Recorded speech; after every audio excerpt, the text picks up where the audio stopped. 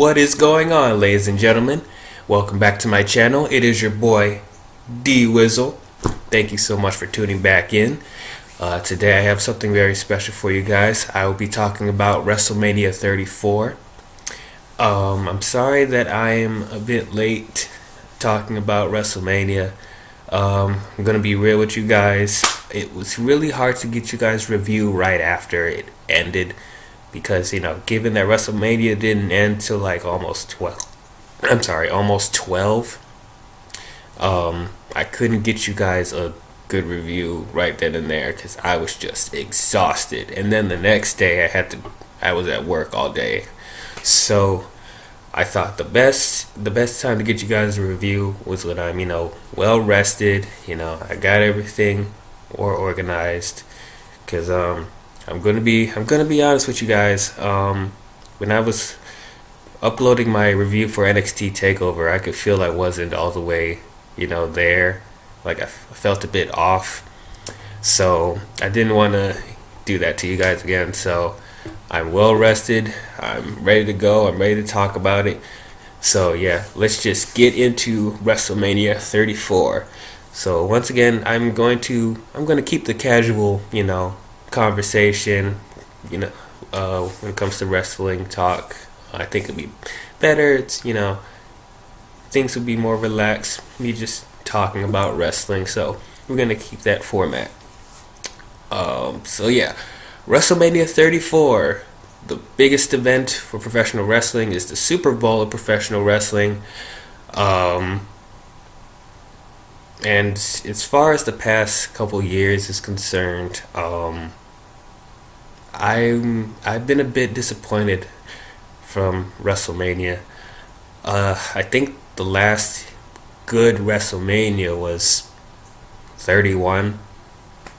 Yeah, I liked WrestleMania 31. I think that was the last good one consistently.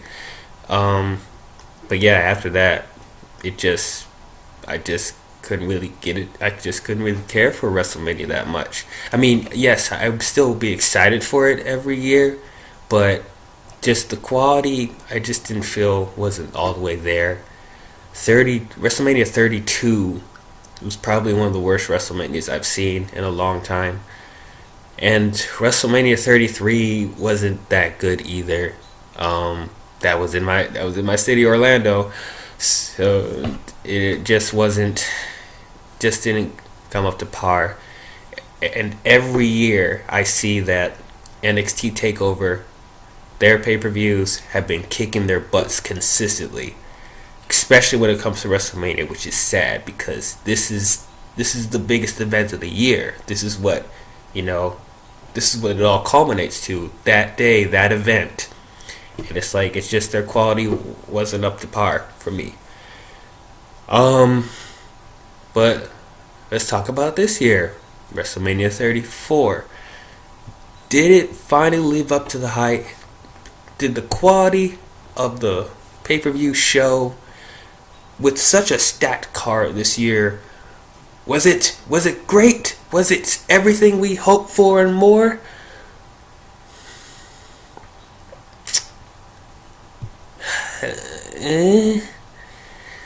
Okay, I'll start at this. WrestleMania 34 was not a bad pay-per-view, but it wasn't fantastic. It was fine. Yeah, it was fine.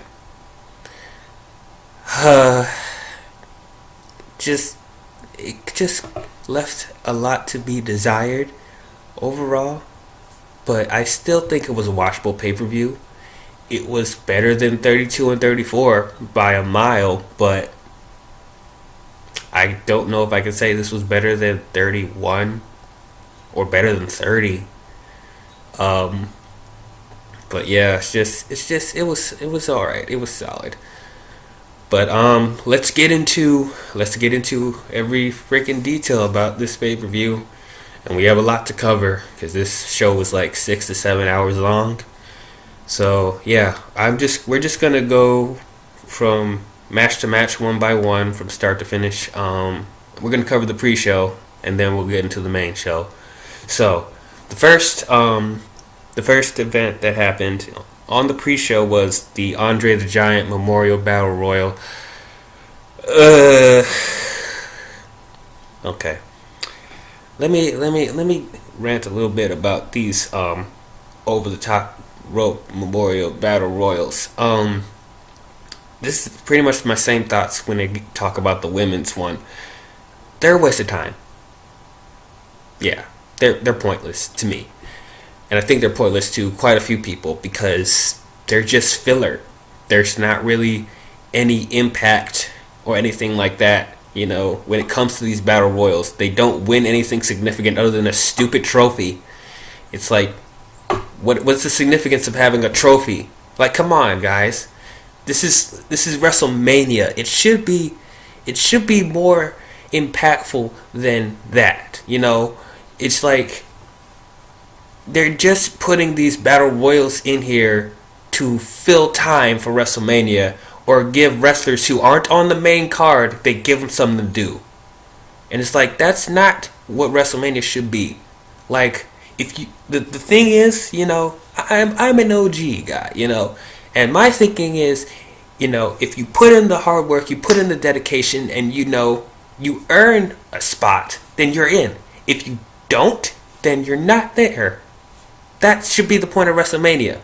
You make it if you earn it.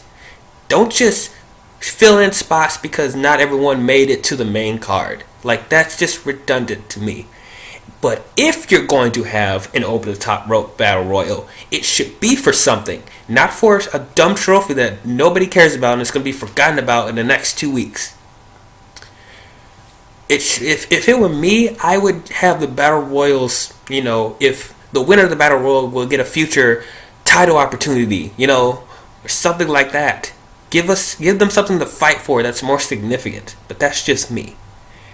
But anyway, getting to there's a male and a female battle royal. I'm going to talk about the male first because that one came up first. So I was actually happy about the outcome. I'm sorry, I'm looking down at my phone so I could keep notes in case you're wondering. So I'm glad Matt Hardy won. I wanted him to win. I didn't think they were going to, but yeah, I was at least happy about that outcome. There's not really too much to say about this battle royal because it wasn't that exciting. I was bored within a minute or two of it starting. I guess the significant things that happened was, the last three in the battle royal was Baron Corbin, Mojo Rawley, and Matt Hardy. Mojo Rawley and Baron Corbin were former winners of the battle royal, so I guess it was interesting to see them be the final three against Matt Hardy. And then out of nowhere, Bray Wyatt appears in the ring and helps Matt Hardy eliminate Mojo and Corbin. So I guess confirming that Bray Wyatt is now a babyface. I guess since after Bray had his match with Matt Hardy a couple weeks ago in the Ultimate Deletion, he fell into the lake of reincarnation. I guess that's turning him babyface. So that's cool. It'll be interesting to see Bray Wyatt's dynamic with Matt Hardy. I think it'll be exciting. I think it'll help Bray, get some more energy in his, character because, his heel run wasn't really working. So I think this is good for Bray Wyatt, and I'm happy that Matt Hardy won. So at least there's that. But, once again, not really much that they won except for a trophy, which I could care less about. So that's my thoughts on the battle royal, male battle royal. Actually, before I get into the next match, let me talk about the stage real quick, the overall arena. I'll be honest with you, when they revealed the how the stage looked like on YouTube, the first look, I was not too impressed with it. I mean, it was pretty, but the overall design I just felt was a little, I don't know, a little too hokey, because literally it had the big logo WrestleMania, and then they had a giant mask behind it, And I was like, okay, how is like the Minitrons and the logos going to appear on that giant mask, you know? And then in the background, you just have like diamonds, you know, right next to it. And I was like, I mean, I could have done better with the detail, but I was I was corrected. I stand corrected. When the event actually started and you see their entrances with the Minitron stuff like that, it was gorgeous. This arena was beautiful.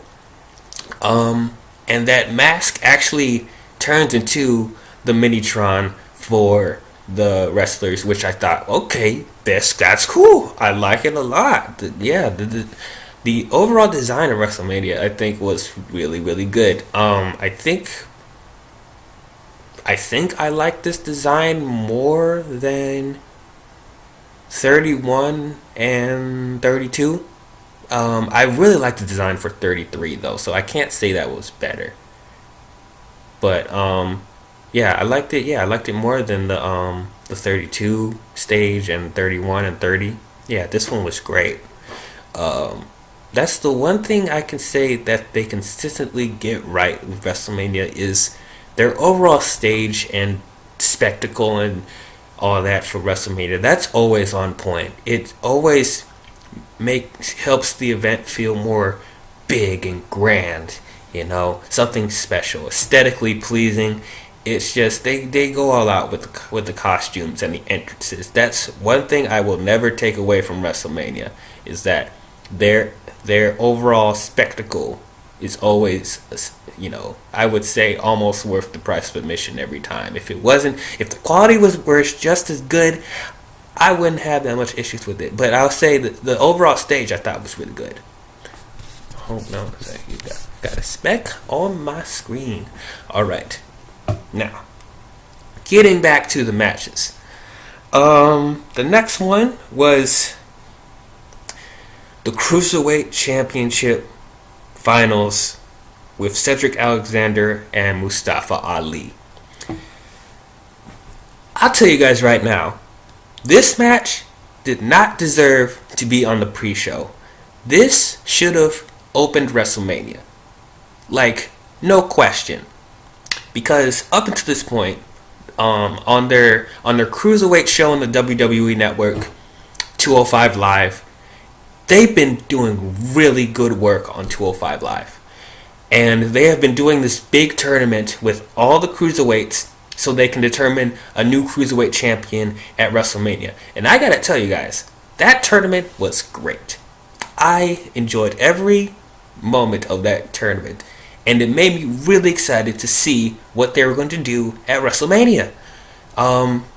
Especially because I wanted Cedric Alexander and I wanted Mustafa Ali to be the final two, and they were. And just like, I couldn't think of a better, you know, cruiserweight championship match.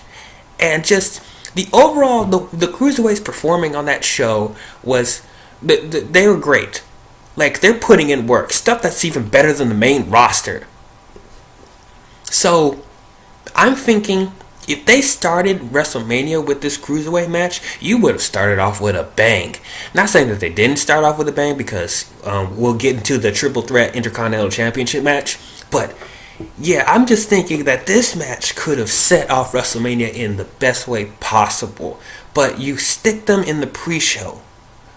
Why?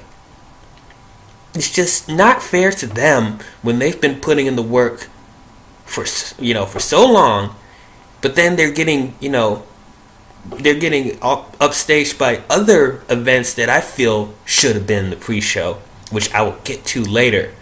But placement aside, this match was really good. I liked it quite a bit. I have to say I liked Mustafa Ali's entrance. He had this cool neon mask and this laser light show thing coming off his hand. That was really, really nice. I like that entrance quite a bit. Cedric Alexander was wearing this, it kind of looked like a Black Panther outfit to me. It probably wasn't what he was going for, but it looked kind of like that. I think he was homaging Black Panther a little bit. But yeah, I liked his outfit. His entrance was regular, which was fine. But yeah, Mustafa Ali's entrance I thought was really good. The match itself, it was good. It was really good, but it wasn't as great as I thought it was going to be. Like I was thinking this match would possibly like be a show stealer, but it wasn't exactly. It was just a really good match. It was just good. It didn't blow me away. And I was hoping that it would, because like I said, if you guys watch the tournaments on 205 Live, that that type of that type of match I was expecting for this. Like, cause those matches were amazing. Like, oh my god, blew my mind. But this one, I enjoyed it. It was good. It just wasn't like, oh my god, no. Yeah, I wasn't. I'll be honest with you guys. But that aside, though, I'm glad that Cedric Alexander finally won the Cruiserweight Championship, because I felt for a long time he deserved that championship, but they just wouldn't put it on him. But they finally gave it to him at WrestleMania, so I'm happy about that. Mustafa Ali put in a really good performance. I think one day he will be Cruiserweight Champion, but I feel this is Cedric's time right now. It's long overdue. So overall, it was good match. Wasn't fantastic, but really good match. So now we get to the female with WrestleMania Women's Battle Royal.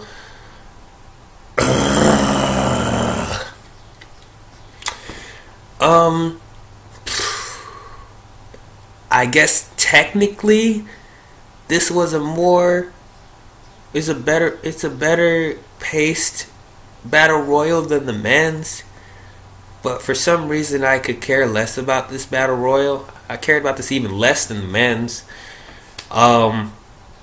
mainly because they missed a big opportunity in this battle royal, and that's to build up the tension between Sasha Banks and Bayley. They barely utilized it at all. They just had a stare down, and then like Bayley tricks Sasha Banks and tosses her over the rope like real quick, so she gets eliminated real quick. They don't even fight for a few minutes, or made it like an interesting ending. No, it's Bayley just eliminates Sasha and that's it. Like, really, if I'm going to be honest with you guys, the only thing that people cared about, or what I cared about in that battle royal, was Sasha Banks and Bayley. That's really what we were waiting to see, how their confrontation was going to be, and they didn't do anything. So yeah, because I didn't care who was going to win this battle royal. I could care less. But it's like, if Sasha and Bayley were the last two, then I would be more interested to see who would actually win. Not so much for the battle royal itself and that stupid trophy that looks like some girl's panties. No, just to see how their rivalry was going to get from here. Who was going to get the upper hand? But no. And Bayley didn't end up winning the battle royal, even though it made it seem like they were the final two. For some reason, Naomi technically wasn't eliminated, but he got through outside the ring, and I guess she was asleep that whole time whilst Bayley and Sasha were butting heads for a second, and then she just pops up when Sasha gets eliminated, sneak attacks Bayley, and freaking hits her with the rear end. She hits her with the rear end and then throws her out, and she wins the battle royal. Okay, sure. I don't know what this does for Bayley. I'm sorry. I don't know what this does for Naomi, even though I like Naomi, but does she really need this win? No. Considering the fact that last year she won the Women's Championship on SmackDown at WrestleMania, it's like, does she really need this win? No. So, that was pointless. You wasted our time. Thanks. It's like, if you couldn't give us, you at least give us some sort of rivalry with Sasha Banks and Bailey, could you just build that up? If anything, really, they shouldn't even be in this battle royal. They need to have a match at WrestleMania. They deserve it. Like, more than freaking Raw Women's Championship match.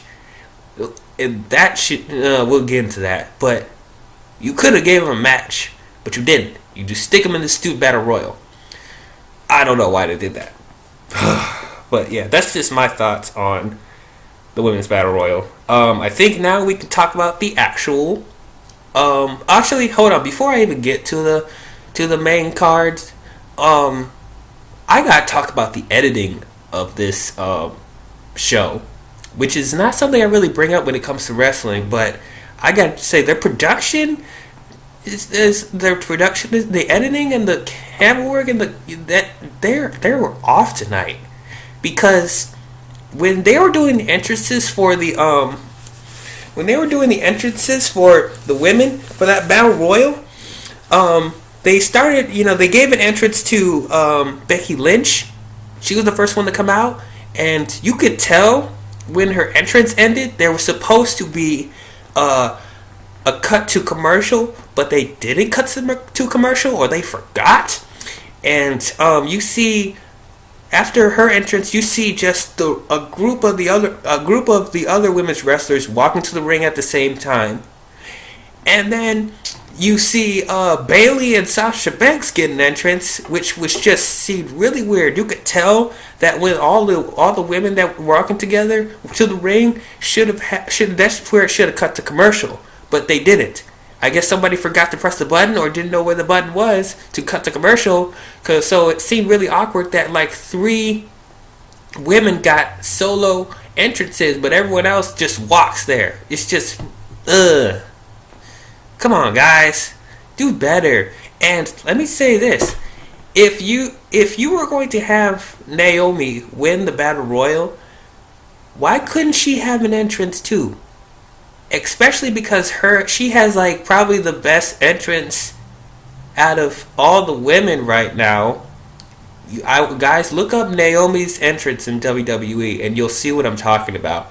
You totally missed an opportunity there, especially because we're in New Orleans, where they have a bunch of vibrant colors and spectacle and voodoo and all that stuff, and you couldn't, capitalize on that and have Naomi have her badass entrance. Like, come on, guys. What are you doing? Anyway, now let's get to the main card. Okay. So the first match on the card is the triple threat match for the Intercontinental Championship. Seth Rollins versus The Miz versus Finn Balor. I'll talk about the entrances first. Seth Rollins had the best entrance out of the 3, I would say. He had a cool winter entrance, and freaking when his theme music went "Burn It Down," it freaking was fire everywhere. And Seth Rollins came out with this cool winter gray outfit, and he had blue contacts. It's like that. His entrance was really cool. I liked his entrance a lot. We get to the Miz's entrance. His entrance was like one of the I think 3 or 4 entrances going later in the show that uses like this holographic projection. I think that's it's for people that are watching from home. They can see like these holographic projections going off of the entrance, which I thought was an interesting choice. It said like Miz, like greatest of all time, whatever. It was like a hologram there. That's nice. That was cool. I like Miz's outfit. It was really a retro punk type feel. I liked that a lot. I have to give kudos to The Miz because he wanted to come out and wrestle by himself. He didn't want the Miztourage at ringside. He wanted to earn his spot. So I want to give Miz props, man, because I thought the Miztourage was going to interfere in this match the whole time, but no, he wanted to earn it by himself. So I'll give that to the Miz. I'm proud of him. Really good. Okay, well, then we get to Finn Balor.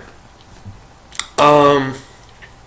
Okay, so I don't have a problem with him trying to support the LGBT community thing. I think that's what his overall theme and colors we're going to do. I don't have a problem with that. Him having the rainbow colors and stuff like that. That's cool with me. I'm fine with that. But my problem was, why didn't we see the demon at WrestleMania? Like, come on. It's New Orleans.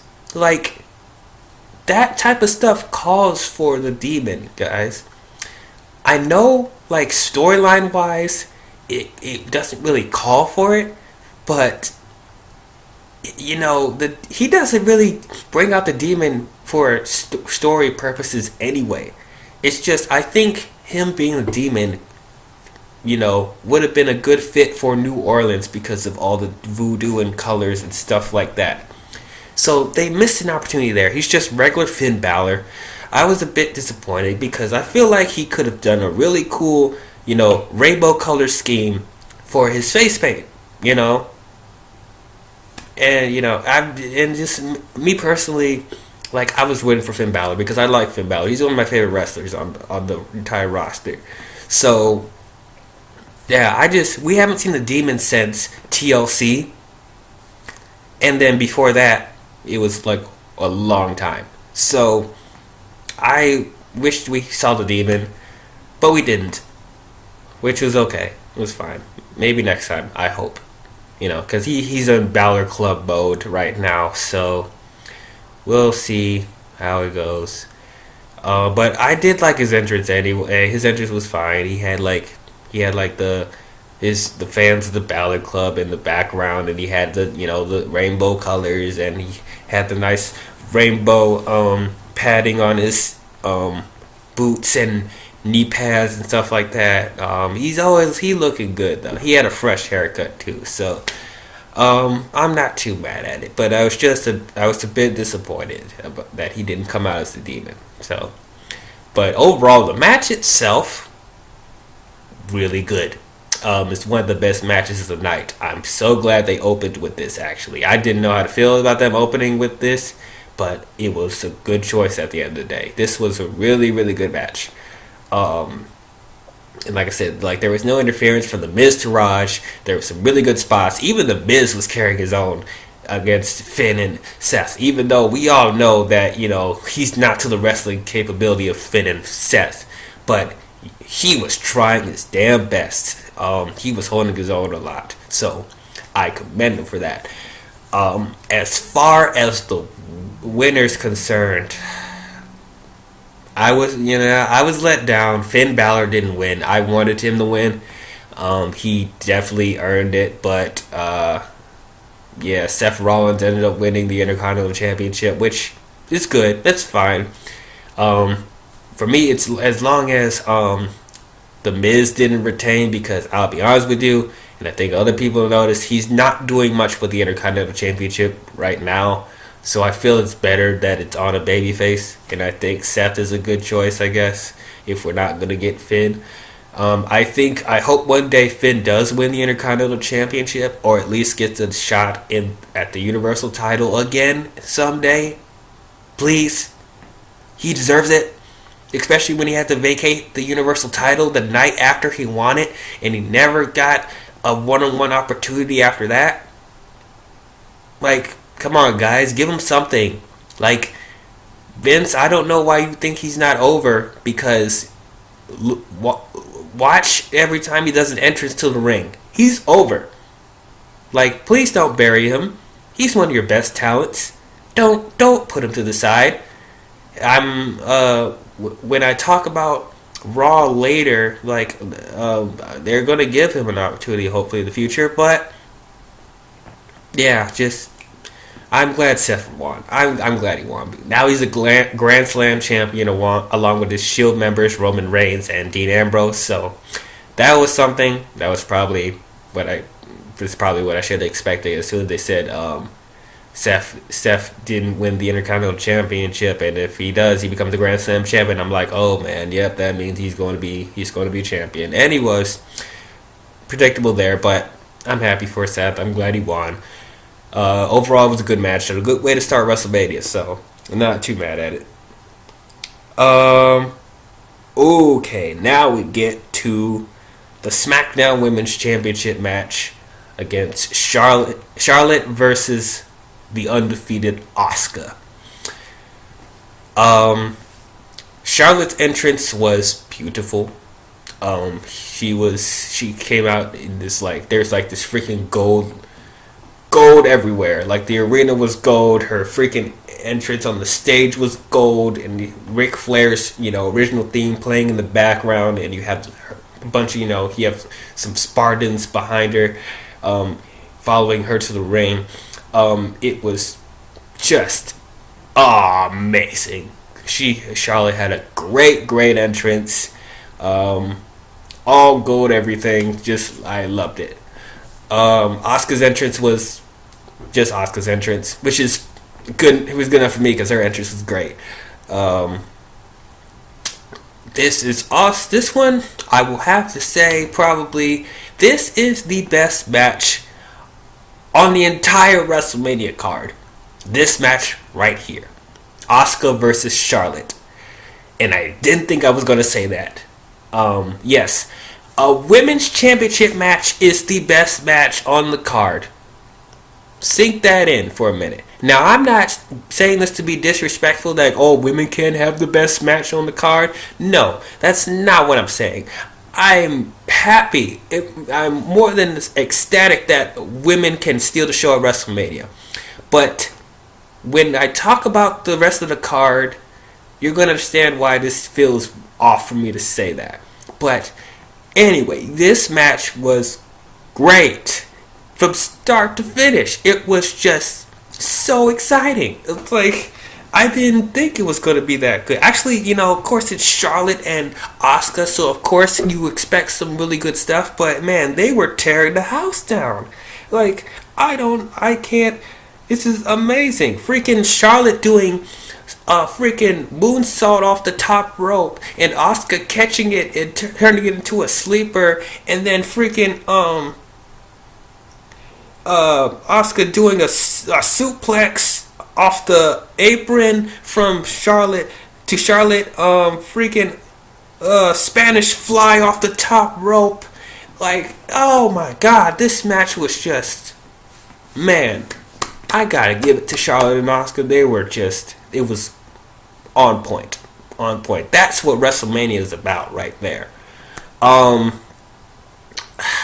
Let's talk about this controversial ending. Hold on, let me get some water real quick.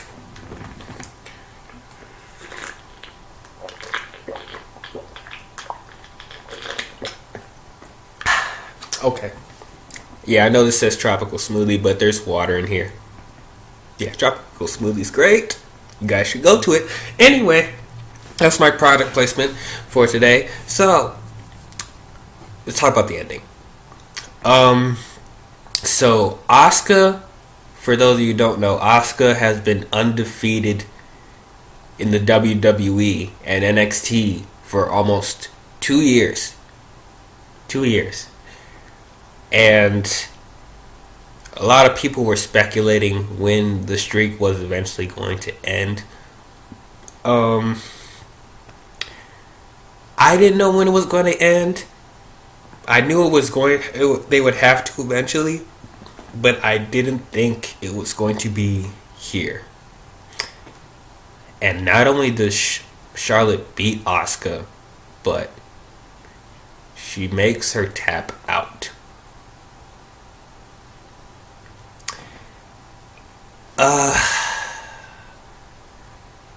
It's kind of a bittersweet ending for me. Because if I could think of anyone who would defeat Asuka's undefeated streak, it would be Charlotte, because she's one of the best, female wrestlers on that roster. But at the same time, I felt the way they executed it could have been better. Because, like, I can't see Asuka tapping out to anyone. Because she hasn't tapped out to anyone. And so, it's just, it could have, I wish it was a different way for them to do it. Like, if she passed out or something, or even if she got pinned, to have her tap out, I don't know how to feel about it. And I think this kind of helped Asuka. Well, it didn't help Asuka, but I feel like this made Asuka more human. It's like, I don't know, because Asuka has been seen as this like unbeatable force. It like takes a lot to defeat her, and to have her tap out to Charlotte, I feel like it just didn't feel right to me. I don't know, but I'm glad that they at least made a big thing out of her defeating the Streak. It wasn't some random C pay-per-view or an episode on Raw or SmackDown. They did it at WrestleMania against one of the best in Charlotte. So I guess I'm able to live with it. But I just wish her streak could have went on for another 2 more years. But we know that's kind of unrealistic. Especially when she comes to the main roster. You don't know what they're going to do with her. So, we'll see. But yeah, overall that match was great. It was probably the best match of the night. Let me get to... This is where stuff started to just go downhill for me. We have the Fatal 4-Way match for the United States Championship. We got the glorious Bobby Roode versus the make-believe Maharaja Jinder Mahal. They had the United States Champion Randy Orton, the Viper, Mr. RKO himself, and then you have Rusev Day. Rusev. If you watched the pre-show, you could tell who the audience wanted to win that match. The entire time, people were chanting Rusev Day, Rusev Day, Rusev Day. Like, people are so behind Rusev, it's not even funny. Like, when we didn't even think he was going to be in the match because he got included in the Fatal 4-Way like a week or two before WrestleMania. I think a week before WrestleMania, which is ridiculous. So we're thinking in the back of our minds that Rusev's going to win because he's so over. He's one of the most over wrestlers in that entire main roster. Like, he sells the most merchandise. Rusev Day is one of the biggest wrestlers on that roster. But, spoiler, they don't give it to him. They don't give the championship to Rusev. Why? For Jinder Mahal? You give the championship to Jinder Mahal. Too little, too late. You should have gave him the title instead of the WWE Championship, where you almost killed your freaking show with him being WWE Champion. You should have gave him the US Championship, and then he could turn it into the India Championship. But no, you're going to do it now? No, too late. Everyone wanted Rusev to win. Listen to the audience. They were behind Rusev the entire time. Bobby Roode didn't really need the U.S. Championship. Randy, yeah, he's the Grand Slam champion now, but he don't need the championship anymore. Like, the clear-cut winner should have been Rusev. But not only does he lose, he gets pinned by he pins Rusev. You couldn't have him pin Roode or freaking Randy. No, you had to pin Rusev. So that's a kick in the gut to us. What the hell? The match itself wasn't that interesting either, and it's a fatal 4-way. It should be a demolition derby, especially since we had a triple threat match early in the night, which was one of the best matches on the card. And then this fatal 4-way match is boring. Like, I don't care, and I can't even think of anything interesting except for Rusev, whatever Rusev was doing. He was super kicking people left and right. That's really the only thing I remember. I don't even remember the RKO out of nowhere. If there was one, like, I don't care. Like, if Rusev decided to leave the company because of this, I wouldn't blame him. Because they're treating Rusev like he's some sort of joke. They shouldn't. He's one of your biggest appeals on that roster. He deserves a lot better. He deserves better than that U.S. Championship. He should try to get a run for the WWE Championship. But you don't give it to him. Consistently. You put him on the back burner every time when he's making you money. He's making you money every week. He's on television. But no, you put him to the side. What was the point if you put him in that fatal 4-way match? Because you're afraid he was going to, because he asked for his release like 2 weeks before WrestleMania? Whose fault was that? And then you give him more kick in the groin by you putting him in this fatal 4-way match, and he doesn't win the title, and he gets pinned by Jinder Mahal. Like, what's wrong with you guys? Yeah, you deserve Rusev leaving and joining the Bullet Club in New Japan or ROH. If that's where he wants to go, because he deserves a lot better. And if he could go somewhere else and get more attention and the spotlight that he deserves, then by all means, please leave. Because this is ridiculous. Oh, sorry. But that's how I feel about that U.S. title match. Like, waste of my time, waste of Rusev's time, and waste of the audience's time. When people are clearly chanting Rusev Day, before the official show even started, you should have known what to do. Put the title on him, but you didn't. Now Jinder Mahal is going to kill the U.S. title. I hope you're happy. Anyway, next match. We have the mixed tag team match between Ronda Rousey and Kurt Angle versus Stephanie McMahon and Triple H. Okay. Ronda Rousey, I'm a huge fan of Ronda Rousey. I love Ronda Rousey. She's my baby. When they officially put her in the WWE, I was excited. I couldn't wait to see what she does on the main roster on Raw or wherever she ends up after the Superstar Shakeup. I'm sure she's going to stay on Raw, but yeah, in the back of my mind, I was worried because when it comes to MMA stars, they don't do as well than the main wrestlers on that roster, or it's like they're barely there, or they don't put in the work and dedication. Brock Lesnar, but when it comes to other MMA wrestlers recently, I can see they're actually putting in work because going back to NXT TakeOver New Orleans, or even before that, just in NXT, Shayna Baszler really winning me over, because at first I didn't care for her at all. It's just like, oh, just another tough MMA star trying to be a wrestler. But no, she's actually putting in the work and dedication and, actually learning the craft of wrestling and not just being there once a week, once a month. But yeah, she's actually, trying to be a better wrestler, which I can commend.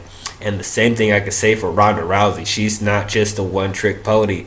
Yes, her promo work still needs some work, but she just got there, guys. She just got there.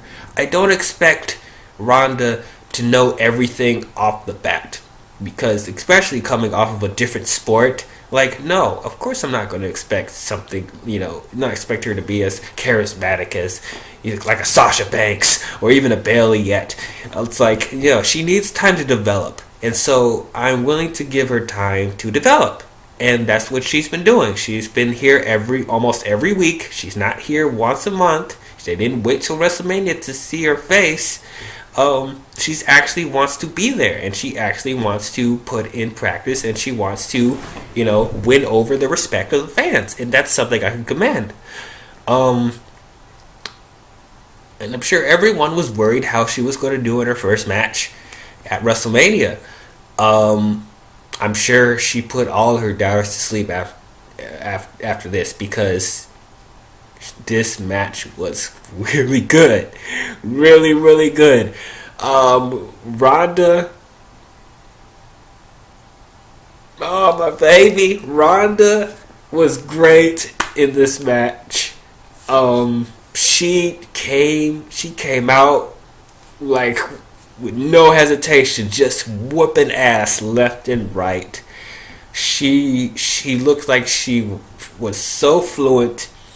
She's not awkward with her wrestling moves like she was the first few weeks when she was on Raw. I liked her entrance. I liked her entrance attire, homaging, Rowdy Roddy Piper. So she's Rowdy Ronda Rousey. I liked her, liked her kilt and her jacket and all that stuff. Even her wrestling outfit. They need to do some kinks with the wrestling outfit, because it's just like a midriff shirt with Rowdy, and then she's wearing like boy shorts and some like small boots. They could do better with their outfit. I'm sure they'll do some tweaks here and there, but overall, and her overall match was just really good. I was scared, even though I was excited to see her. I was scared how she's gonna do in a wrestling ring for the first time, but no, she looked like a natural. I was really happy. Oh man, I was smiling from ear to ear. Talking about the other, I'll even give props to Stephanie McMahon. She didn't look like a lost puppy like she was the other time she tried to wrestle. She actually was trying to keep up with Ronda, to be honest with you. But yeah, she was actually putting in the work too. It didn't feel like just, oh, she's going to be scared and hide at the side of the ring the whole time and have Triple H do all the work. No, she was actually trying to wrestle. So I'll give her that. Good. Triple H always puts in the work. Like he was trying his hardest to sell Ronda. It's like, for people who don't think that Triple H puts over people, Triple H was doing his damnedest to put Ronda over. But yeah, I'm also glad that they weren't afraid to have, the men get physical with the women a little bit, because like, I feel like ever since we're in this PG era, they were afraid to, oh, you can't hurt women or anything like. No, they actually gave equality. Not saying that women should get hurt. No, that's not what I'm saying. But it's professional wrestling, so you can't expect, no physicality when it comes to, men and women. It's just, come on, it's wrestling. That's something you gotta expect, especially when you have the baddest woman on the planet. Like, no, you gotta do something.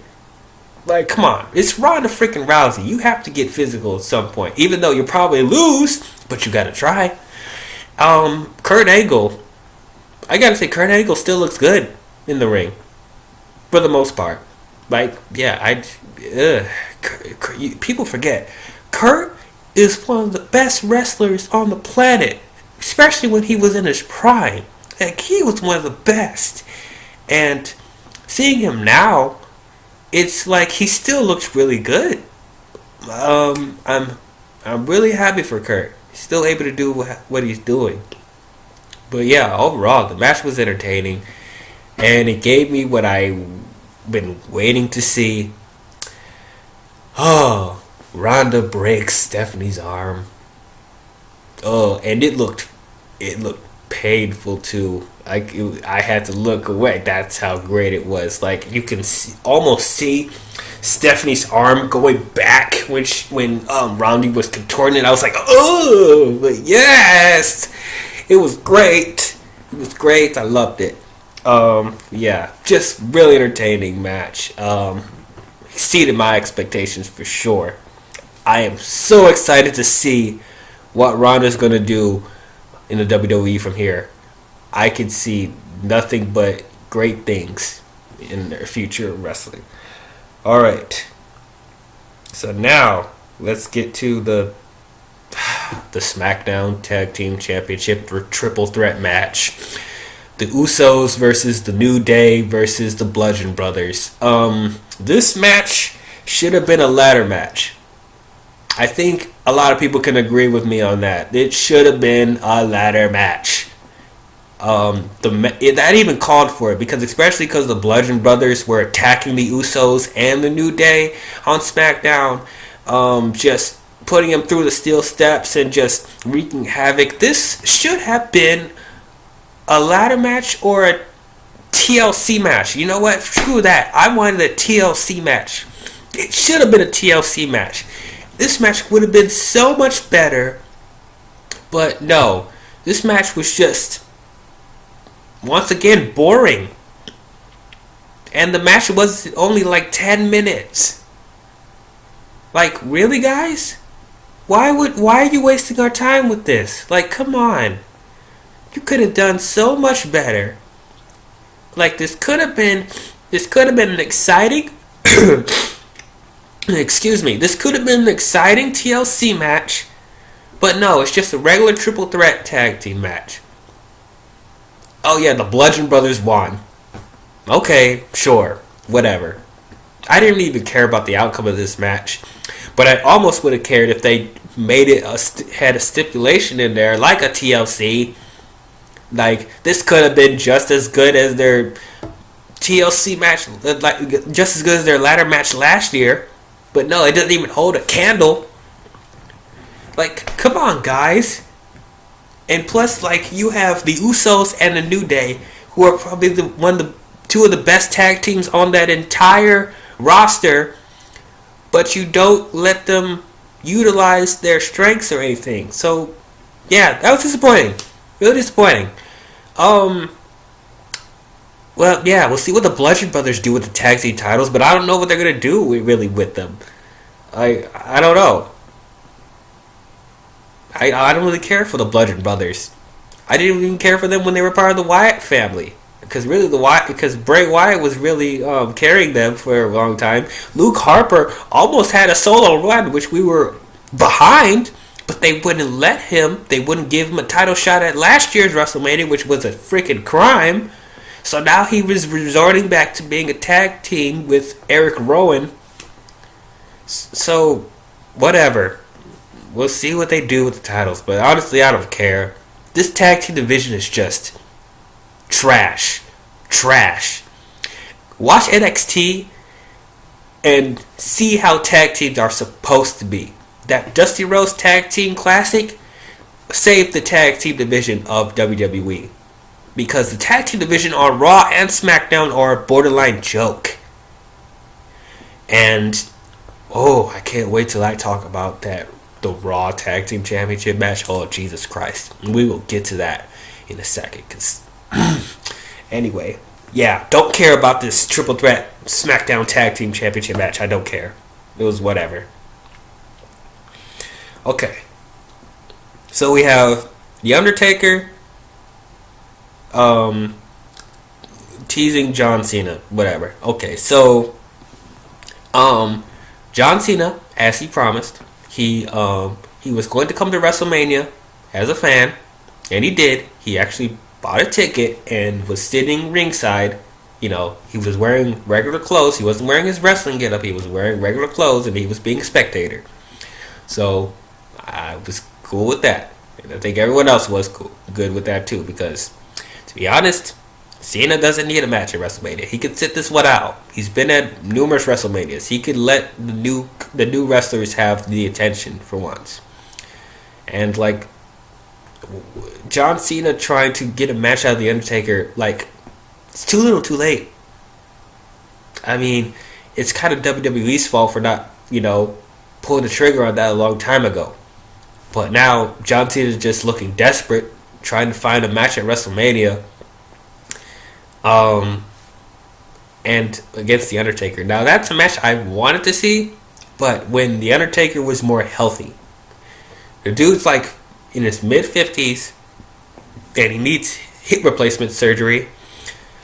And if you guys saw Undertaker's match with Roman Reigns at last year's WrestleMania, no, we cannot. I don't want a repeat of that. That was hard to watch. I Undertaker needs to retire. I've been saying that for a long time. I think he should have retired at WrestleMania 28. That should have been his last match, especially because his match against Triple H in the steel cage with Shawn Michaels being the special guest referee. The end of an era match is what they promoted it as. That should have been the end of an era match. That should have been his last match at WrestleMania. But no, he continued to do it. He continued to go. But now we're here in 2018, and they still want a match out of him, even though he can barely move. Oh, whatever. So, if they're going to have him come back, at least I don't know what they could do, because I didn't know the condition of the Undertaker at this point, because he hasn't wrestled in over a year. So it's like, what's his condition going to be like? And of course, I guess he's alluding to the fact that he sees him working out on his wife's Instagram page. Okay, like that really matters. That doesn't mean he's wrestling ready. And at that point, like, if he's gonna come back, I don't want to see him as the dead man anymore. Like, the dead man gimmick is done. Like, I want to see him as the American Badass, and I think a lot of people wanted to see him as American Badass, and they were expecting him to show up as the American Badass, especially because hello, Kid Rock, who did the American Badass theme. Kid Rock was inducted in the Hall of Fame this year, and he was in New Orleans. So you're expecting American Badass. So let's go from the beginning. How this happened. So John Cena was sitting ringside watching WrestleMania with the rest of the other fans, and then a referee comes and whispers something in his ear. And whatever he whispered, he was like, "Yeah, right. No, that ain't happening." And then the referee whispers to him again, and then John Cena just gets up and runs up the ramp on the stage and goes to the back and changes into his wrestling attire. And then he comes out in his his entrance. He goes down to the ring, and like, I guess that's alluding to the fact that Undertaker is here in New Orleans. And so John Cena is ready for a fight. So he goes to the ring and is waiting for him. And who comes out instead? Elias. Who wants to walk with Elias? Elias comes out strumming his guitar. He's like, "Oh, you expected somebody else? Well, too bad, because I'm here. Because WWE stands for Walk with Elias." I love Elias. He's a really good heel. He's continued to do good work. But you already know that he was going to get feeded to John Cena, and he did. Freaking John Cena does his 5 moves of doom, the 5 knuckle shuffle, and the attitude adjustment to Elias. And John Cena continues to wait, and nothing happens. And so he's about to give up. He goes to the back, and he's walking up the ramp.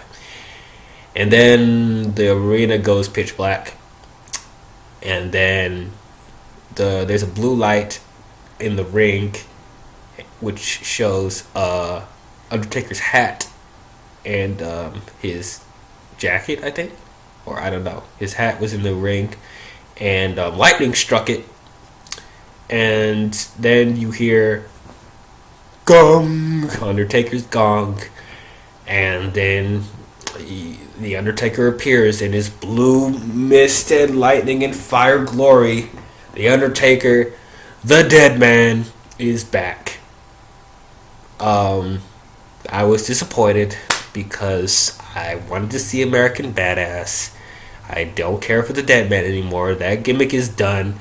But no, it's American Badass. It's the dead man. You really missed an opportunity there. Especially, you could have had Kid Rock, performing him to the ring, and he's on his motorcycle. Like, that would have been much more badass. Like, because American Badass. But yeah, they missed an opportunity there. I was kind of let down on that. But other than that, nonetheless, Undertaker's back. He actually looks really good. I was surprised. He looks really healthy, and I was surprised he was able to even do anything. But he squashes John Cena, like squashes him. He freaking does all his vintage moves on John Cena. Freaking does old school last ride, choke slam, tombstone pile driver, and it's over in 2 minutes and 30 seconds. He squashes John Cena and he leaves. Now the realistic part of me is like, that's the best thing you could have done, because you cannot have the Undertaker do a match for 20 minutes. He cannot do it. No matter how hard John Cena sells it, like, you can't have him go for that long. But at the same time, I'm disappointed because we only did have 2 minutes and 30 seconds with Undertaker and John Cena, and that's a match that a lot of people, I'm sure, wanted to see, but that's the extent of it. Okay, sure. That was that was instantly a lot better than his match with Roman Reigns last year. I'll give him that. But yeah, okay, we'll go with that. Can Undertaker just retire already? Like, I don't want to see him at WrestleMania anymore. He's done. He's done. Like, let this be the last time. Can this be the last time? I mean, I'm disappointed they dropped the ball on American Badass, and that I wish that was the last impression we saw of the Undertaker. But no, if you're not gonna do that, okay, we're gonna give it to Dead Man. Let this be the last time. I don't want to see him at WrestleMania anymore. He shouldn't be at WrestleMania anymore. He's about. He can't go. He can't go the way he used to, guys. You guys gotta let him go.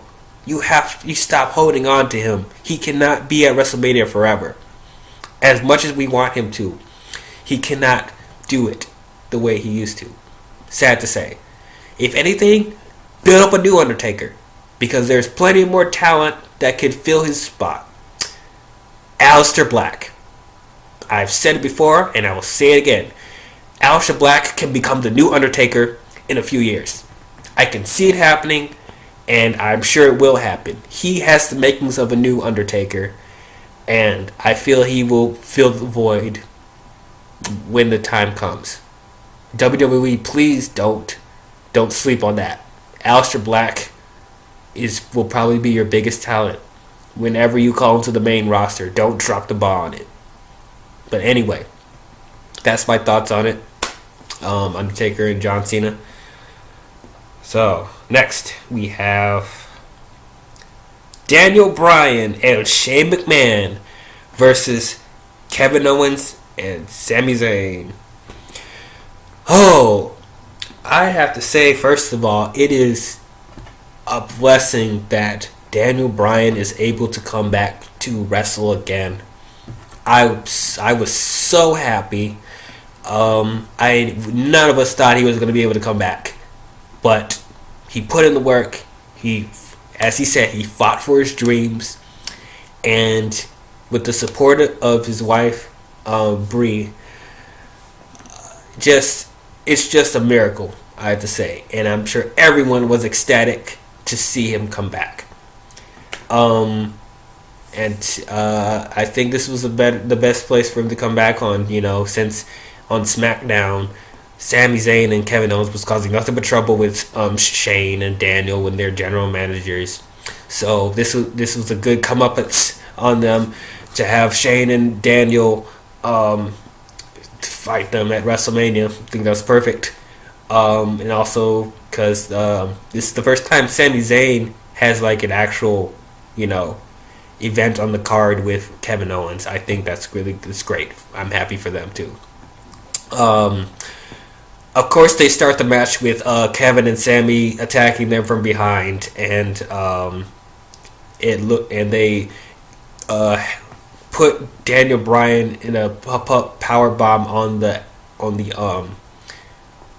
side of the ring that the side of the ring that's like the hardest part of the ring. They do a power bomb on him, And at first I was like, oh man, this is how we're gonna start. Um, like, come on, guys, this is Daniel Bryan's return. You're gonna have him almost be taken out on the stretcher because we know that wasn't gonna happen. But it's just like, come on, guys, like, could you not attack from behind all the time? Like, can you at least have some integrity? But what am I thinking? It's Kevin Owens. He doesn't have that much integrity. I would expect much. I would expect more from Sami Zayn, but whatever. So you have Shane McMahon trying to fend off against Kevin and Sammy for a little period of time. He tries his damn hardest, but of course the numbers game, catches up to him.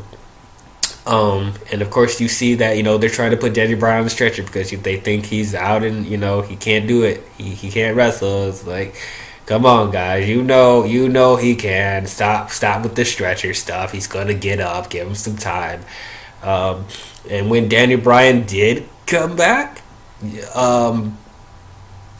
yes, yes, yes, yes. Oh, it's vintage Daniel Bryan all over again. It looked like he didn't miss a beat.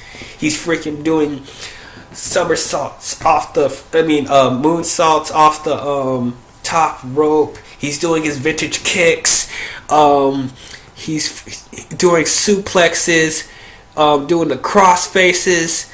Just, I was so happy. I am so glad Daniel's back, and he's like just as good as he was when he retired.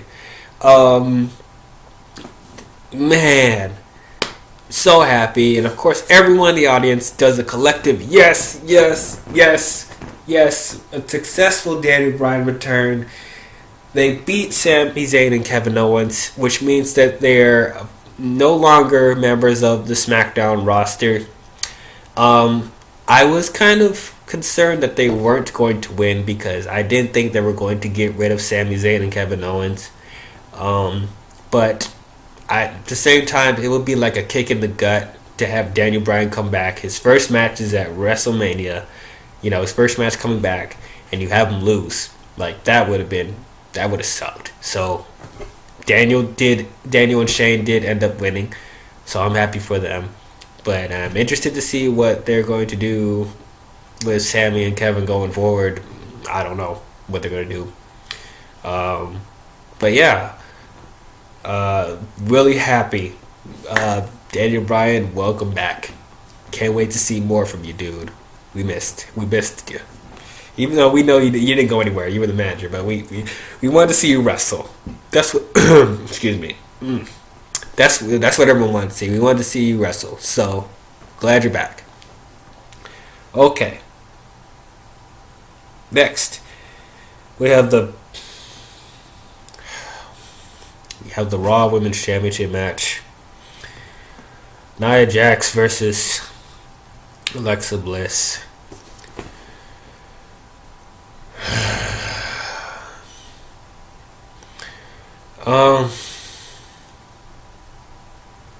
This match was another waste of my time. Like, come on, guys.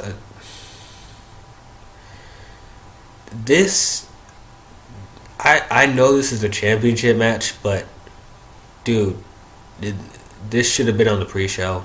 If anything, this did not need to be on the main card, like, at all. And honestly, I could say that they should have had a Bayley versus Sasha match replace the placement of this and put that championship match in the pre-show, because I could care less. The storyline for this match between Nia Jax and Alexa Bliss is just childish. Like, the storyline for Sasha and Bayley was better than this. Dude, the only thing in this rivalry with Nia Jax and Alexa is that Alexa, it's some teenage bullshit. Like, oh my god, I can't believe it. She thinks I'm her friend. It's like, oh, she's fat and she's ugly and nobody likes her. And look at me, I'm so pretty and thin and oh yeah, I'm the best. I'm the goddess. Like, really? Come on, guys. That's the best you can do? Now, I've been waiting for a long time for Nia to just win the championship. I've waited like too long. She should have won the championship a long time ago, but they didn't put it on her. But now they put it. Now they want to do this rivalry with Nia Jax and Alexa. They should have done it a long time ago. They should have done it a long time ago. This is too late. And then you put this on the main card where other things could have been in the placement that this was, but no. You're just wasting our time. This should have been a squash match. This match shouldn't have went more than 2 minutes, like the Undertaker and John Cena match. Like Nia Jax should have squashed Alexa, and that would have been done. But no, this match went on for another 10 minutes. This match didn't need to be another 10 minutes. This could have been a squash. We're done with it. Because I don't care, and I don't know if anyone else cares. Like, come on. Just put the title on Nia and have it be over with. Because I don't care about this rivalry. I don't care about this stupid teenage drama between the two. Like, come on. These are grown women. And we're going to talk about, oh, being fat and all that. And this also is kind of like backhanded and redundant and like hypocritical coming from Mickey James, who wants to, be best friends and talk about Nia.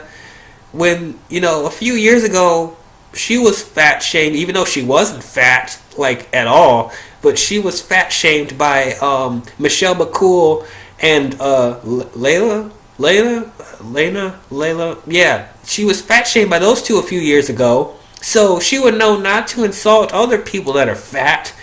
Continuity? Much? But no. This is dumb. I never liked putting teenage bullshit in wrestling storylines because these are grown women. These aren't teenagers. I don't expect this teenage shit to be in my wrestling. Like, come on. You have better material to work off of. This women's division is like going down the toilet. It's like you're talking about this whole women's movement, but you're resorting the wrestlers to having to do this bullshit every week. Like, and putting them in pointless battle royals and tag team matches every week. Once again, I'm going to talk about NXT because they're doing everything better than WWE right now, other than the spectacle. That women's division on NXT is a whole lot better than the women's division on both Raw and SmackDown. They put in the storylines and the dedication and the work. The wrestling matches are a lot more interesting to watch than the stuff on the main roster. Now, like I said, Charlotte and Asuka were great, but that's because they already put in the work by the time they got into the main roster. But no, this is just stupid. Like, come on, guys. I'm literally thinking about the match between Ember Moon and Shayna Baszler and NXT TakeOver, and I was a lot more invested in that match than I was with this. Nia and Alexa. Like, come on. What in the world? Do better. If you want this to be the women's revolution that you all, hoped and dreamed of, you gotta make us care. Instead of just treating this as a gimmick. Because that's what it feels like now. A gimmick. I want the women to be just as equal as the men do, but it has to be earned. That's the thing. It has to be earned. You can't just throw it in our faces that, oh, the women can do this just like the men. Why do they need to do what we do? They don't have to. You don't always have to do the same thing that men do. Why don't you do something different? Why don't you do something different from us? Like, come on. But yeah, I didn't mean to get into a rant about the women's division, but yeah, I'm sure you'll hear more from it in the future. But yeah, this match was just a waste of my time. It didn't even try to be as good as Charlotte and Asuka. That storyline was more developed. But yeah, don't care. Nia Jax is your new Raw Women's Champion. I'm happy about that. And that's probably the only thing I'm happy about this whole friggin' match. Waste of my time. It should have been on the pre-show. Didn't need to be on the main card. If anything, actually, the Charlotte match should have been here. The Charlotte and Asuka match should have been here later in the show. And then this, if you wanted to put this on the main show, that should have been earlier in the show. But no, absolutely not. Okay, so now we get to the match that everyone actually cares about, and I think this is the main match that people are talking about and excited to see throughout this entire show. The phenomenal AJ Styles versus the King of Strong Style, Shinsuke Nakamura. Everyone was excited for this match. I don't care who you are. Everyone was excited for this match, especially if you saw their match in New Japan. You could only imagine what they were going to do at WrestleMania. We were expecting this to steal the entire show. You have two of the biggest stars and the biggest wrestlers going head to head for the first time on a WWE platform on the grandest stage of them all for the biggest prize in their sport. We're expecting it to be one of the best. And let me talk about the entrances first, though. Actually, that's how forgettable this whole that match was. The Raw Women's Championship match. Let me talk about Alexa Bliss's entrance real quick because I liked her entrance. She had like this platform and they had like freaking lights and she was wearing this pretty crown and like goddess get up and the gas and stuff like that. I liked her entrance. The entrance was cool. I liked it. And then the New Day. Let me talk about the New Day one real quick. You had little people in pancake outfits, and they were giving out pancakes to people, and Xavier Woods played the Green Ranger like theme to summon them. I thought that was a nice homage. But yeah, their entrance was kind of silly, but you know, that's what I expect from the New Day at this point. They always have the silly entrances and the silly gimmick and stuff like that. So it's like it falls in line with their other entrances and stuff like that. So let me talk about the entrances for AJ and Nakamura. Nakamura's entrance was, oh my god, I think this is probably the best entrance of the entire night. Nakamura is being played out by the female guitarist. I forget her. I forget her name. I had to put it up later. I'll probably put her name right here. Yeah, she played Nakamura to the ring. It was so awesome. It was really badass. And then you had the violinists playing at the same time too. It was a rock concert. Just amazing. Nakamura just loves to bring spectacle to wherever he goes. It's just, I loved it. Loved it. AJ Styles entrance. They brought his pyro back. I am so happy they brought his pyro back because it just felt out of place when they didn't have pyro on SmackDown. But yeah, it's his entrance was pretty cool too. They got neon lights surrounding him when he was in the ring, and everything was very blue, very, very, very blue. And I guess it fits because Nakamura's entrance was really, really red and yellow. So yeah, his entrance is really cool. So like I said, this match should like steal the entire show, or it has the potential to steal the entire show. Just the two of the best wrestlers going at it on the grandest stage for the WWE Championship. You're expecting great things.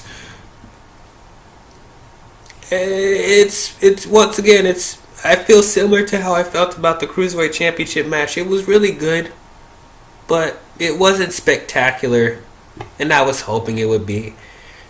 This show needed to steal WrestleMania, and it didn't. I was kind of surprised that it didn't. It was still a good match. I enjoyed it. Though I can't help but think in the back of my mind that their match in New Japan was so much better. So much better. Um,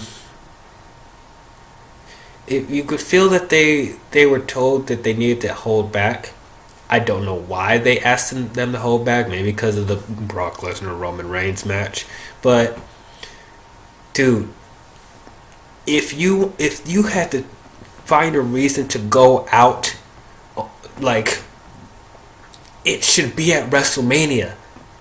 Like, it should be on the grandest stage of them all. You should put your all into that one night. I don't care what it is. They should have pulled all the stops that they could in that match, but they didn't. And it was a bit disappointing. But like I said, I did enjoy the match.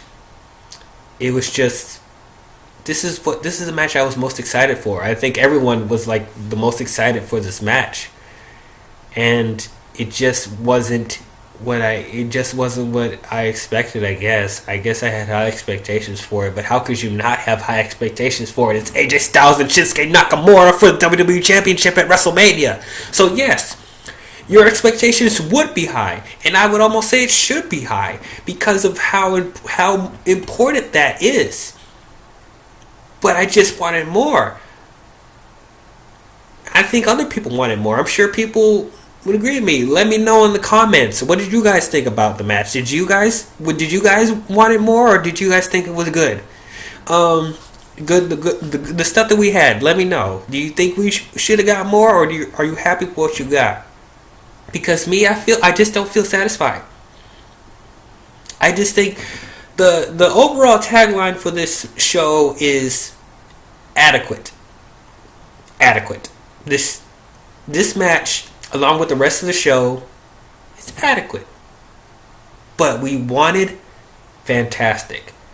Especially with the cards that were on this show. You expected a whole lot more. This could have been one of the best WrestleManias of the past 5-10 years. But they dropped the ball on some of the stuff. I can't help but think that. So, and that match was like an example. So, AJ Styles ends up retaining the title. And for me, I was so excited for this match. I didn't care who was going to win, whether it would be Nakamura or AJ. I wanted the fact that I get to see these two fight at WrestleMania. I'm satisfied. I was satisfied with that. So I didn't care who was going to win. But yeah, AJ Styles ended up retaining. It probably would have been better story-wise for Nakamura to win, because AJ has held the title for a while. So I think it would be time for him to exchange the belt over, especially because the Superstar shakeup. They're gonna maybe have AJ get drafted to Raw, but we don't know. We'll have to see about it next week. But yeah, so AJ Styles ends up retaining, and at first they're showing their respects, like just hugging it out and stuff like that, and Nakamura offers the belt to AJ, being like, you beat me, you were the better man. And then Nakamura hits him in the groin and just kicks him around and hits a Kinshasa on him outside the ring, confirming that Nakamura has turned heel.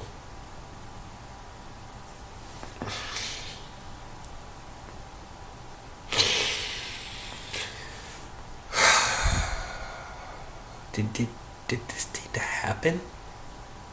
Did this really need to happen? Like, why? Why is Nakamura heel? Why would you end that match off with that? Like, story-wise, it doesn't make sense. His character doesn't call for it. I didn't want him to turn heel. He doesn't need to turn heel. Like, what does this do to elevate it? You just wanted to do something different? Like, I don't understand it. it just left a sour taste in my mouth. Because you could have ended, if you could have at least ended the match off, in a, just in a good way. Just them two showing their respects. Just being happy that they were able to do this at WrestleMania. Even though Nakamura didn't win, at least he got the opportunity. But no, he attacks him, and he's healed. Why would you do that? Like, I don't understand it. I don't know what they're gonna do from here forward. It's like, I can't. It's just the decisions that they make don't make a lot of sense. I'm just sitting here watching this. I'm just like, why are you doing this? Why are you doing this? Not so much that they did it, but it's why did they do it? Why? I just can't believe they just pulled the trigger on that. Very premature. I don't know. Maybe I'm reading too much into this because it's just happened. I want to see what they do with it. Maybe it'll go somewhere, but I didn't want him to turn heel. Not at all. So, yeah, that was the WWE Championship match. I was a bit disappointed. Excuse me, guys. Sorry. But yeah, I was a bit disappointed.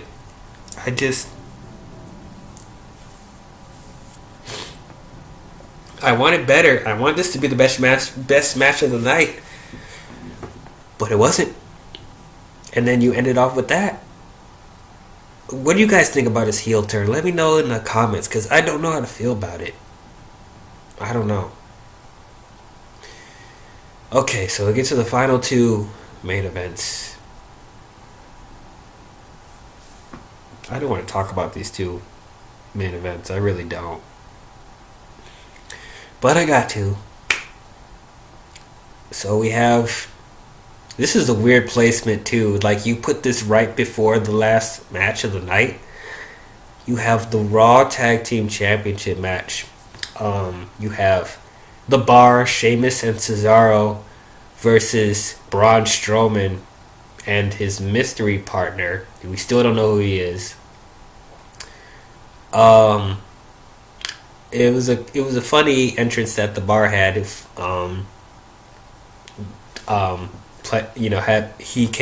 They came on this like cart with a bunch of New Orleans mascots and stuff like that, and had the music playing on the cart wherever they were on. That was a funny entrance, I guess, for them. Then Braun Strowman comes out and it destroys the cart that they're in and scares the mannequins away. That was funny. So we still don't know. We didn't know who Braun Strowman's tag team partner was. A lot of people were speculating, who was going to be his partner. There's a lot of choices. It could have been Samoa Joe. Could have been Big Show. They could have brought someone up from the main roster that could have used the spotlight. But who does he decide to choose? It wasn't someone on the main roster or the NXT roster. Not even a new talent from a different promotion. But what they decided to go with, what they thought was the best choice for WrestleMania, the second to final match of the entire show, they thought it was a good idea to have Braun Strowman go into the crowd and pick a random fan from the audience to be his tag team partner. But it's not just any regular audience member. It was a 10-year-old kid named Nicholas.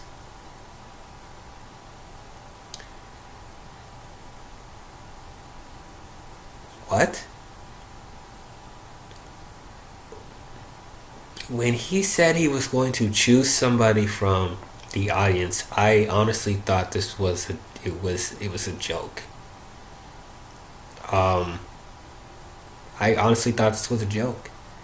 I thought he was going to pull a fast one on us, and he was going to go into the crowd, and he was planning on just picking a wrestler from the audience. Like he was just going to come out of nowhere from the audience, and it was going to be his partner.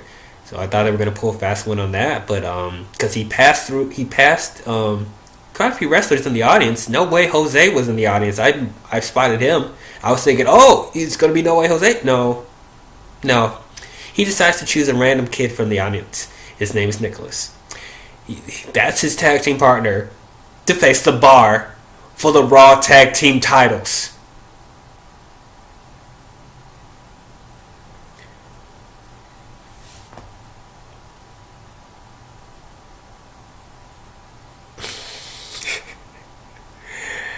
I can't believe I'm saying this. I can't believe I just said that. Braun Strowman and a kid facing the Bar for the Raw Tag Team Championship at WrestleMania. What the hell? What were they thinking? Is this a joke to them now? This is WrestleMania. This is the Super Bowl of professional wrestling. Everything at that point should be taken seriously. But you literally decided to bring a kid out in the audience to be his tag team partner? Is the tag team division a joke? Really, is the tag team division a joke? Why would you do this? What is the point? What is the point? Is this so the fans can have like a nice little laugh at the tag team division's expense? Literally, you put 4 to 5 other tag teams on the sidelines for some fucking kid? For some fucking kid. There's literally 5 other tag teams that aren't doing anything, that aren't on the main card, that could have used that attention, that could have faced the Bar for the tag team titles. But no, you decide to have Braun Strowman just get a random kid from the audience and who doesn't do anything, just stands there on the side and just freaking wins the tag team titles. Yeah, they win the tag team titles. Braun Strowman and a kid won the tag team titles. A child beat Sheamus and Cesaro. Let that sink in for a second. And for those of you who are about to attack me saying that, oh, you could just, it's just for fun. You should just let it go, man. They're just having fun, man. I'm all with having fun. But don't do it at WrestleMania. That's where stuff matters. That's where careers are built or broken. And you just killed the Raw Tag Team Division. Almost killed it. You almost killed the Tag Team Division doing that. You let a kid beat one of the greatest tag teams on the Raw roster, possibly in the entire WWE. You beat one of the best tag teams in that division with the kid?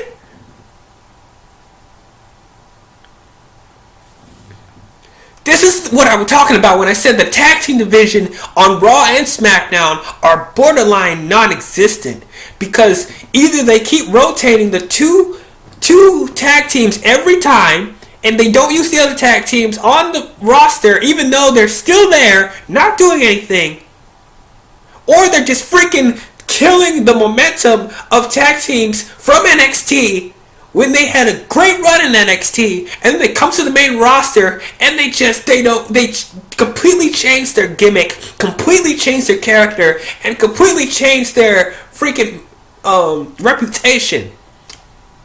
What is going through Vince's head? What is going through Kevin Dunn's head? What is going through Road Dogg Jesse James' head when they're writing these freaking shows? The tag team division is probably the division that's hurting the most out of all the other divisions. The women's division, at least they have matches I could take seriously on the main roster. At least they have that. There's matches that I can take seriously. There are storylines I can take seriously. They utilize their divisions more than the tag team, even though they don't utilize their divisions as much as they should. But they at least utilize it more than the tag teams. The tag teams are a fucking joke. And you pretty much solidified this by making this stupid ass decision, having a freaking kid win the tag team titles. What are they gonna do the night after Raw?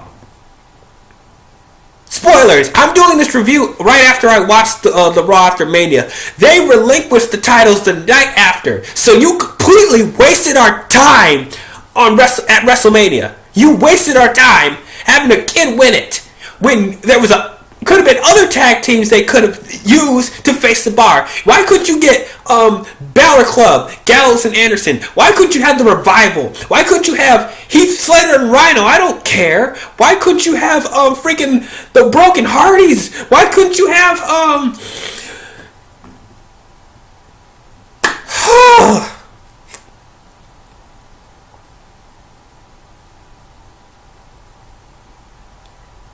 I can't believe they thought this was the best decision.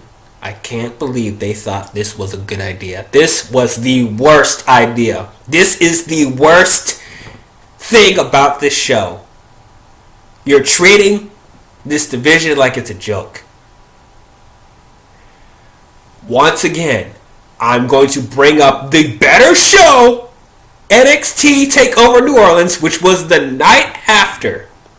They had a triple threat tag team match for the tag team championship.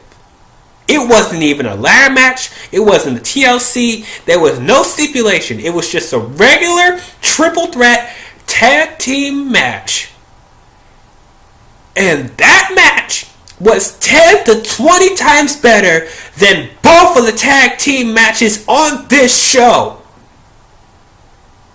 Your startup brand tag team match is better than both tag team matches at WrestleMania. What does that say? They probably don't think that. They probably don't care. They just, NXT, I don't care. What is wrong with them? I'm going to wait for my rant with NXT when I'm finished talking about Roman Reigns and Brock Lesnar, because I have a lot to say about that. So, that's my thoughts about that match. It was horrible, unwatchable, wasting my time. Can't believe you're treating your tag team division like this. It is fucking sad. Anyway. Okay. Now we get to the main event. I just want to be done talking about this. Main event. We have Roman Reigns versus Brock Lesnar for the Universal Championship. I don't want to attack Roman Reigns too much because it's already been done already. But I know a lot of people don't want to see Roman Reigns become champion. I know there's Roman Reigns fans out there, and it's fine if you're Roman Reigns fans. By all means, continue to be Roman Reigns fans. Me personally, I think Roman Reigns has a lot of potential, but the problem is they keep pushing him, even though he shouldn't be pushed as much as he should. Once again, they're taking away opportunities from other wrestlers who deserve it more than Roman Reigns. And Roman has main evented like 4 to 5 WrestleManias in a row.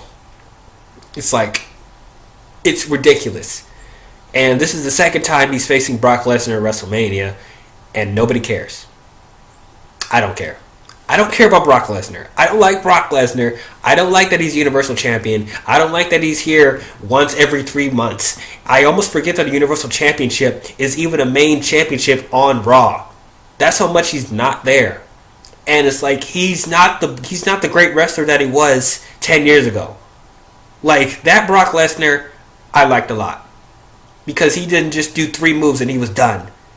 Like, this Brock Lesnar is just so predictable. It's just suplex after suplex after suplex after F5 after spear, suplex, spear to the corner rope. Like, that's all he does. When we know he's more capable of being a wrestler than just a UFC fighter. Like, this is not UFC, dude. This is professional wrestling. I thought you knew that. You were a former undisputed and world champion. Like, what? Why are you so lazy? So I wanted the title off of Lesnar. So if that meant that Roman Reigns had to win it, fine. I was actually kind of rooting for Roman to win. I didn't think I was going to say that, but I just wanted the title off of Lesnar because Lesnar is not doing anything with the title. Nothing. It's just something that he's wearing. There's no prestige to it anymore because Brock Lesnar is barely there. Like, the Intercontinental Championship feels more important to me than the Universal title. The WWE Championship feels 10 times better than the Universal Championship. That should have been the main event. AJ and Nakamura should have been the main event. Not this. Because we don't care about this.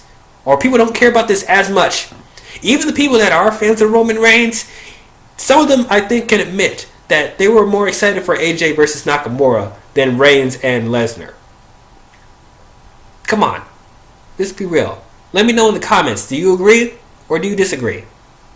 But I feel like that's the case. Even people that are fans of Roman Reigns, they were excited to see AJ and Nakamura more. And that should have been the main event. But no.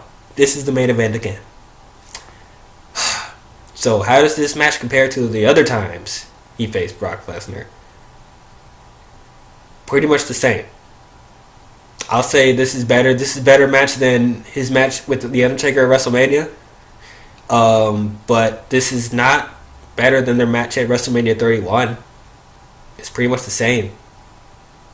There's not really much I can say about it. I mean, Roman tried his best to work with the 3-move Lesnar.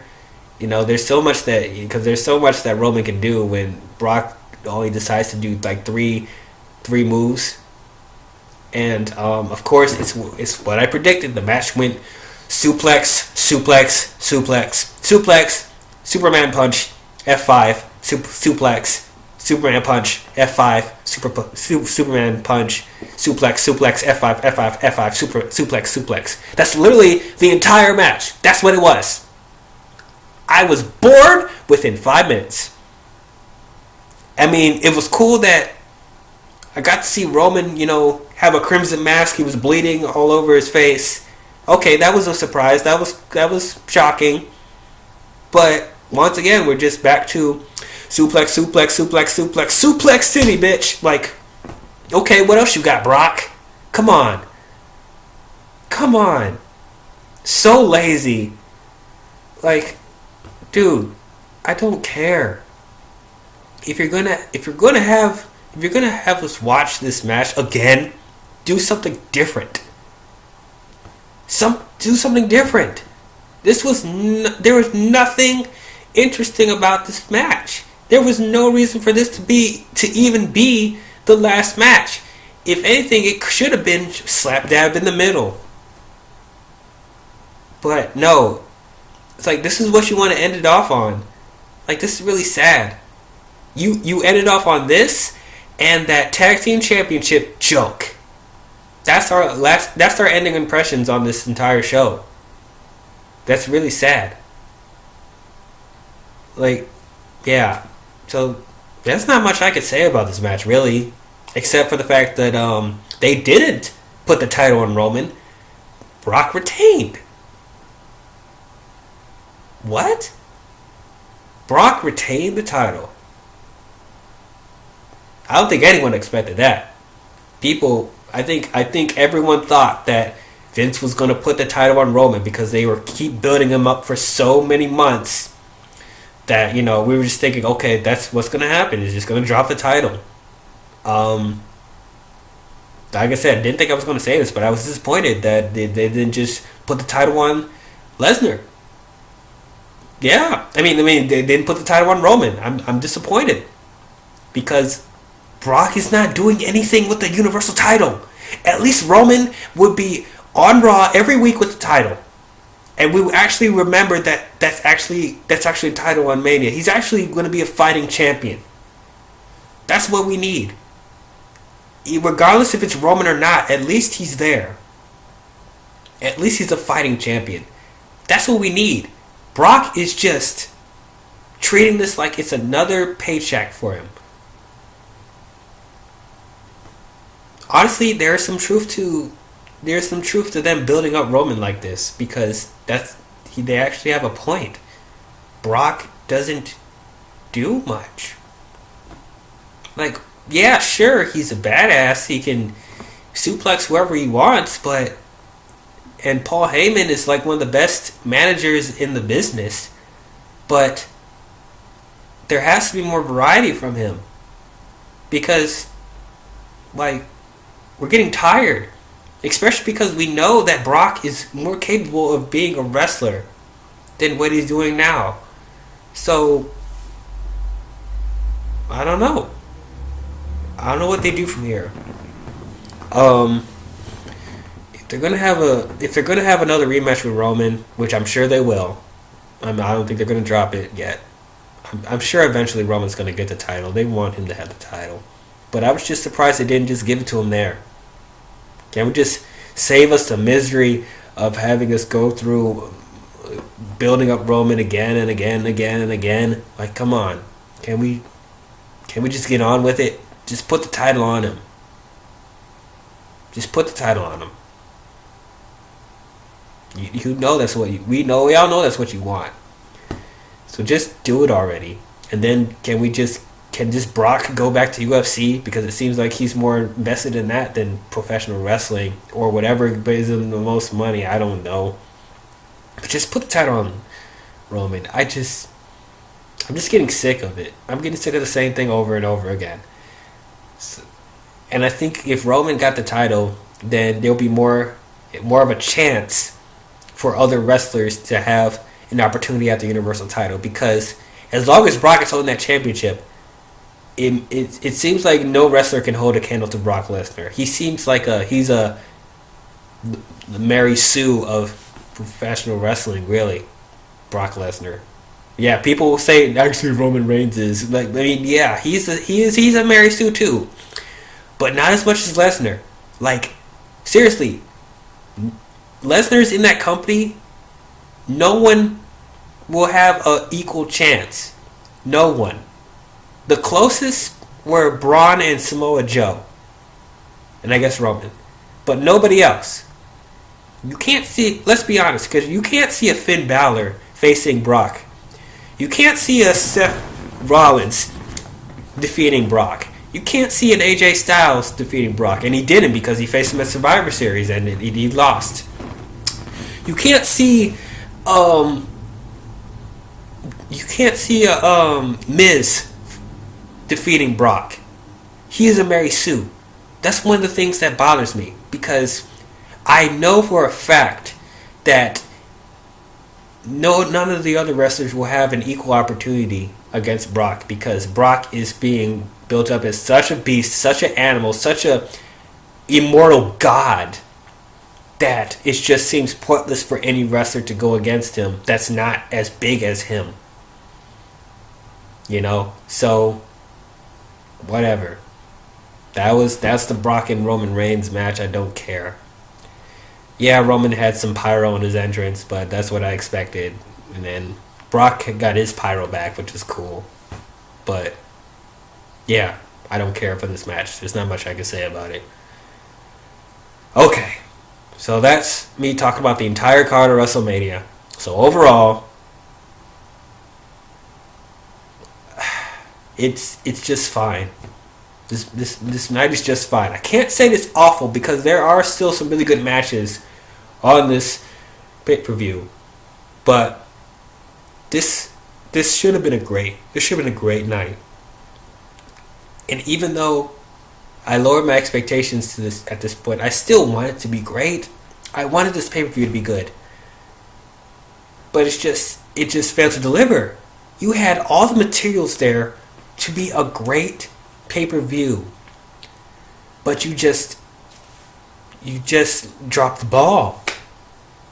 Now let me get back to NXT. NXT has been kicking their asses consistently when it comes to the shows that they put on every week and the pay-per-views that they put on. This is their startup brand. This is not even the main brand on the roster. This is their startup brand. This is where the wrestlers come so they can hone the craft of how WWE works. It's not even the official like main, thing that people see every day. But the quality's there every time. Even when they don't do much this week, there's still more substance to a filler episode that they have than a main show like Raw 225 Raw 25 years. A filler episode of NXT was better than the 25th anniversary of Monday Night Raw. Like, come on. Why does WWE treat NXT like it's some sort of joke, or it's like a diminished shell of its former self, or something like that? I forget. I'm trying to. Sorry, this show just got me worked up. They're treating NXT like it's just a diminished version of themselves when it's the exact opposite. Yeah, NXT is not the main roster, but you need to be watching NXT and you need to be seeing the reactions from NXT, because without a shadow of a doubt, NXT, if it didn't exist, and even 205, if that didn't exist, I believe your product would be more dead in the water, for sure. I don't think people would be so invested in what's going on if NXT wasn't there. NXT is saving your product overall. Yeah, you still have those fans that are those long diehard fans that will still be there, but when you're trying to bring newcomers in, your main Raw and SmackDown is not doing it. People watch Raw and SmackDown today, and people think that it's ridiculous for us to be watching stupid crap like this every week, because you put on silly shit every week, and it almost makes us embarrassed to be wrestling fans. But when we watch NXT, there's people that I know that has never been a fan of professional wrestling in general, don't care about the WWE, but when they sat down and watched a couple episodes of NXT, they started to like it. Now that says something, doesn't it? Your pre-starter brand is bringing in new fans of professional wrestling, of the product, but the main roster is not.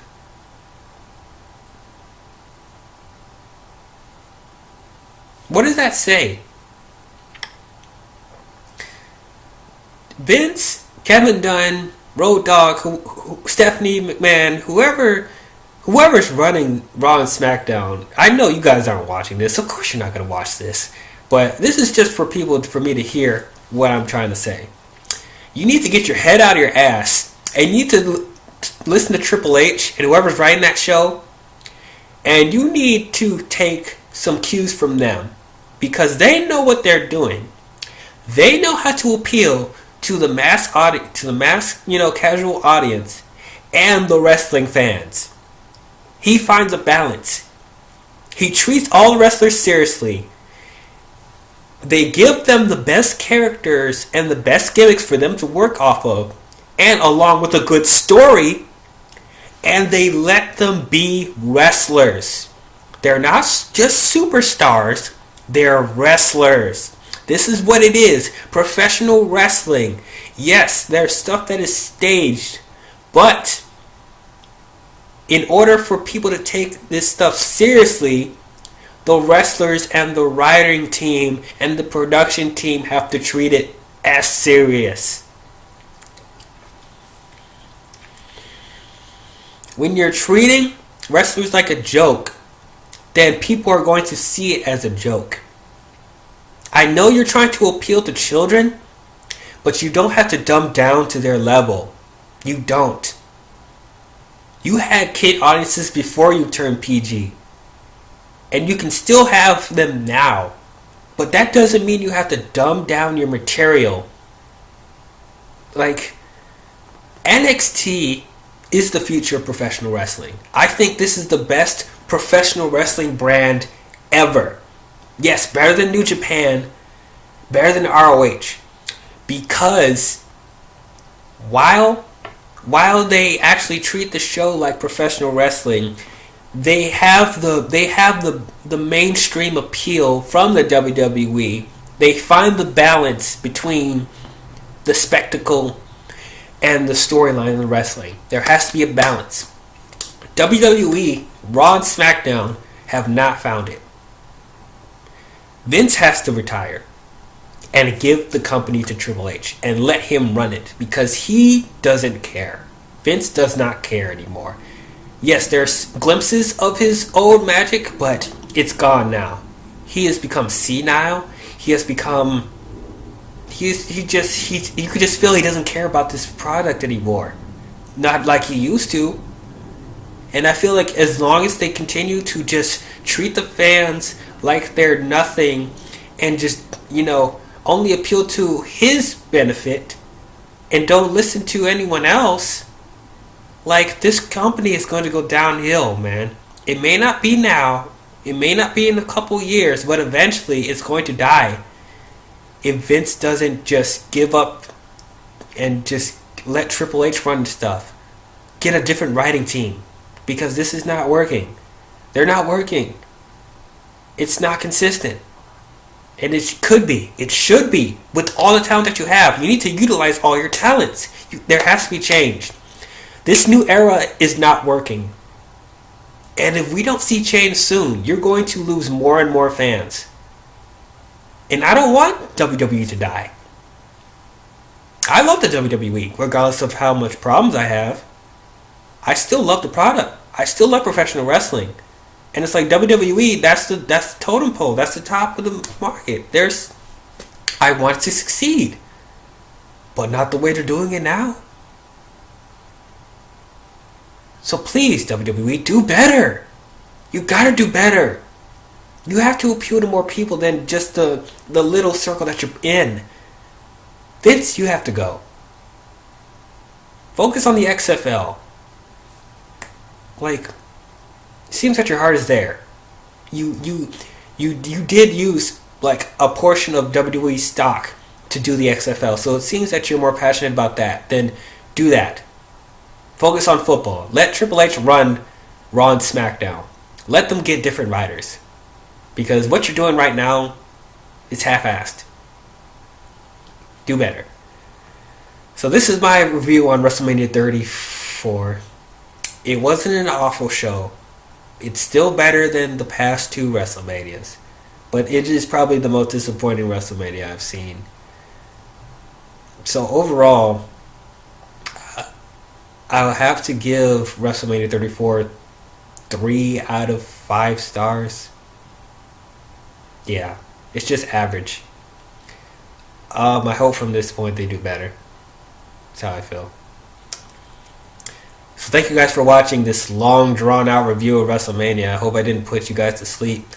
Yeah, if you guys like the video, you can leave a like and you can comment below.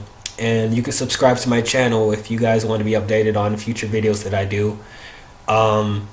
So wrestling content wise, I think next week I'm going to be covering the Superstar Shakeup both nights. I know I said I wasn't ready to do Raw, SmackDown, NXT, and 205 Live reviews every week, but I feel like this event is pretty significant. Because we just want to see who will get drafted to SmackDown and Raw. I think that's a significant thing to talk about. So we're gonna cover the Superstar Shakeup next week, and then there's this exclusive WWE pay-per-view. I know it's not a pay-per-view. It's just like a exclusive thing on WWE Network called the Great Royal Rumble. I want to cover that. I think that's in a couple of weeks. And then I will be covering Backlash, the next WWE pay-per-view, co-branded pay-per-view. So Raw and SmackDown will both be featured on that. I'll be doing Backlash. So yeah, that's stuff to look forward to in the professional wrestling world. Continuing on with the Marvel Phase podcasts. Phase 2 will be coming up this week. So be on the lookout for that. And I will hit you guys with some movie reviews as soon as I can. So yeah, I will catch you guys in the next one. I'll talk to you guys later. See ya.